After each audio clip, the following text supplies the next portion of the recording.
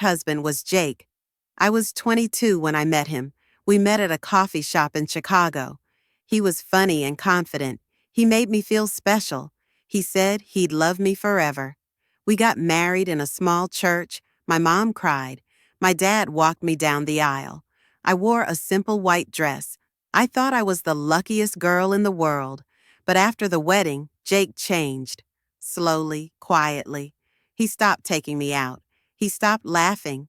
He started drinking. Little things made him angry. Cold pizza, an unpaid bill, a text I didn't reply to fast enough. At first, I tried harder. I worked late shifts, cooked his favorite meals, laughed at his jokes that weren't funny anymore. I told myself he'd get better. He didn't. One night, he came home drunk. He smashed a picture frame. He shouted at me. He called me worthless. I stayed. Maybe because I was scared. Or maybe because I still hoped he'd be the man I married. One morning, my sister saw a bruise on my arm. She held my hand. She said, "You don't have to live like this, Em." That night, I packed a small bag.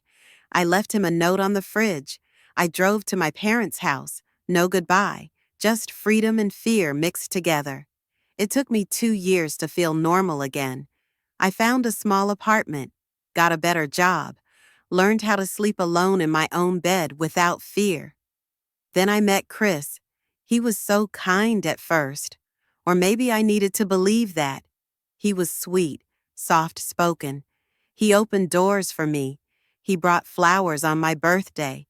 He listened when I talked about Jake. He promised he'd never hurt me. We got married fast, maybe too fast. A courthouse wedding. Just us and 2 witnesses. My mom hugged me tight, but I could feel her worry. The first year was good. He made me pancakes on Sundays. He held my hand in the car. He called me his angel. Then he lost his job at the warehouse. He said he'd find another one soon. But weeks turned into months. He stayed home all day playing video games. I worked doubles at the diner, paid every bill, paid his bills too. Chris started borrowing from my parents. He promised them he'd pay it back when he got back on his feet. He never did. Sometimes I came home late and found him messaging other girls online. He'd tell them the sweet things he used to tell me. He'd laugh and say, "It's nothing." But it was everything. One night I came home early. He was lying on the couch, controller in hand, empty beer cans on the table I bought. He looked up and asked what was for dinner. Something inside me snapped. I didn't yell, didn't cry. I just packed his old guitar, his clothes, his sneakers. I put it all by the door. When he came back from buying cigarettes with my money, he found me waiting. My suitcase was ready. I said, "Find somewhere else to be lazy." He begged. He promised. But I didn't stay. Not this time. Now I live alone in a tiny apartment in Milwaukee. 1 bedroom, 1 bed, but it's mine. The fridge is mine. The bills are mine. The silence is mine. It still hurts sometimes. I wonder why I didn't see the signs, why I wanted love so badly I paid for it twice. People say time heals, but trust doesn't heal so fast. Sometimes I look at old wedding photos on my phone. 2 rings, 2 promises, 2 heartbreaks. Some nights I wonder if I'm meant to be alone. Maybe that's not so bad.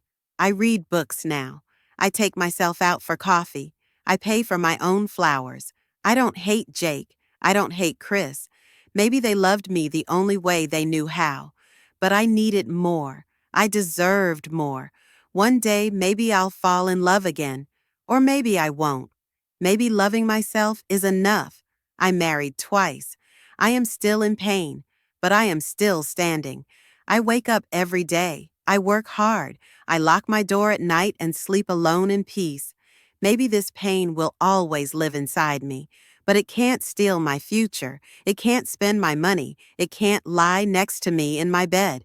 This time, I pay my own bills. I trust my own heart. I promise myself forever, and I'm finally keeping it.